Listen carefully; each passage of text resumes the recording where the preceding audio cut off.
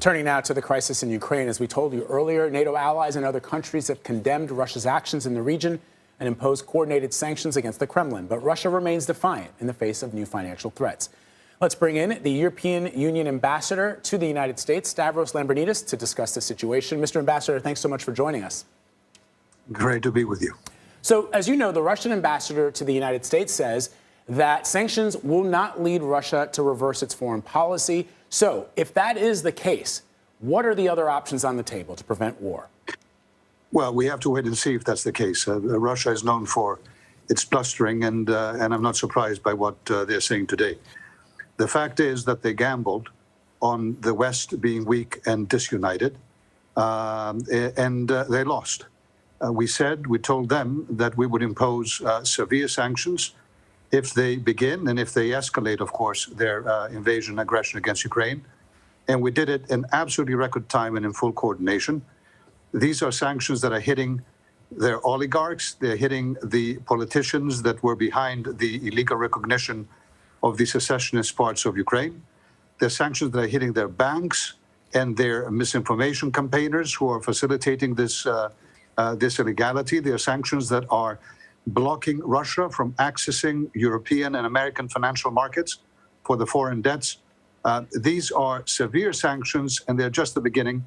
If Russia decides to escalate, so will we.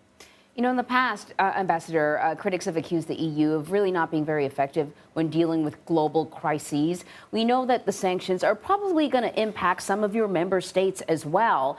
What are you doing to help Ukraine, but also balance the needs of all of the member states?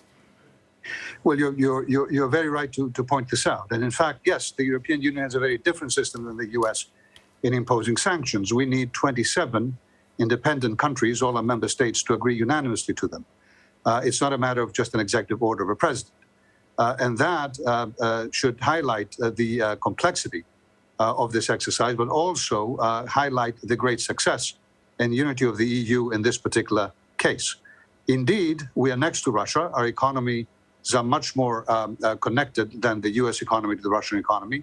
And the consequences of sanctions can hit European member states as well.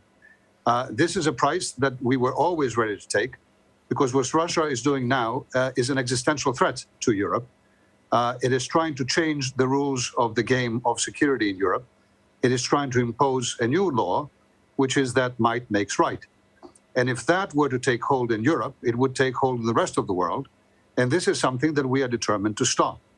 Now, we have looked at the, for example, energy consequences of this escalation of Russia's aggression in Ukraine and our response. And we have already taken measures to ensure that certainly this winter, Europe will be fortified. And in this context, I also have to mention that we all recognized very positively the decision of the German government yesterday to block the certification of the Nord Stream 2 pipeline, which again, Russia was assuming would be impossible for Germany or for Europe to do. Russia has miscalculated here a number of times. And if it continues its aggression, it will continue to miscalculate, I'm afraid. And the problem there is that this has very long-term consequences for Russia as well and for its people. It's not a simple thing. It is not just the blustering of today in Ukraine. The fact is that Russia is, inexorably connected to Europe. You cannot defy gravity.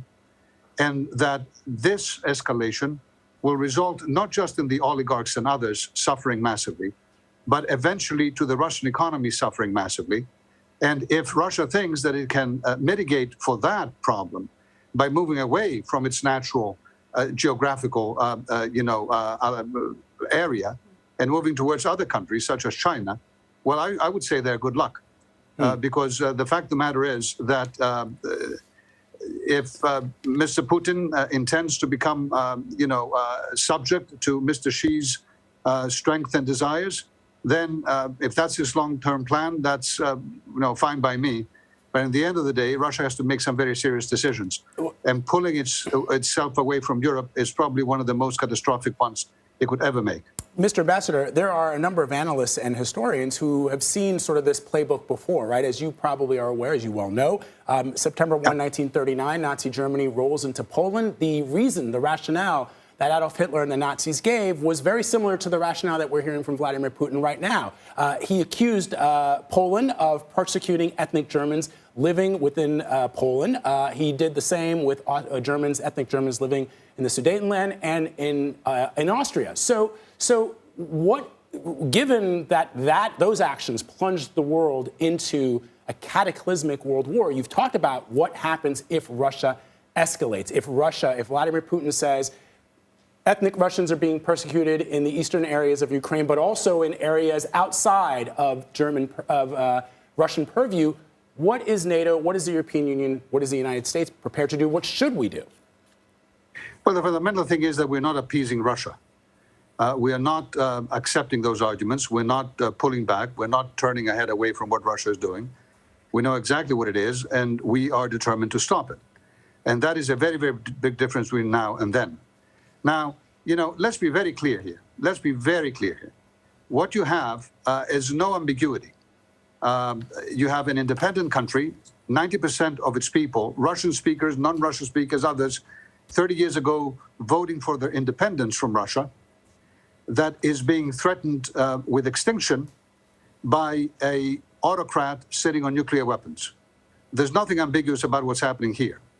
And this cannot and will not be allowed to continue, at least by us. Let's also be clear that, Ukraine never and NATO never threatened Russia. This is a Putin invention. Ukrainian forces never attacked or threatened Russian speakers or others in the secessionist territories of Ukraine. This is a Russian fabrication to justify now its aggression. In the end of the day, the West was never weak and disunited. This is a Russian gamble that it lost. So you're asking me what we do now. Let me tell you something about Ukraine itself. In addition to what you see now in terms of the military threats, you have a real situation of an economic fallout, a very negative fallout of all these developments on Ukraine's economy.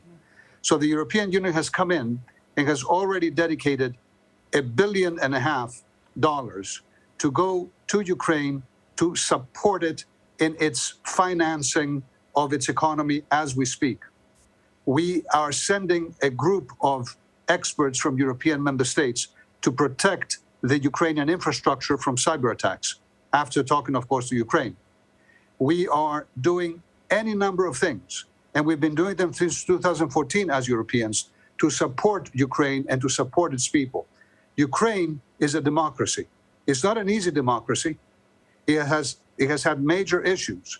It has moved massively in the past few years on the path of cleaning up corruption, on the path of setting up independent, strong institutions, on the path of creating an economy that employs its youth. And the European Union has been there with the biggest, most massive economic support to accompany Ukraine in this path. We will continue doing so. Russia is not going to stop this. Mr. Putin's illusions of grandeur are not going to stop this. Ambassador Lambrinidis, thank you so much. Thank you very much.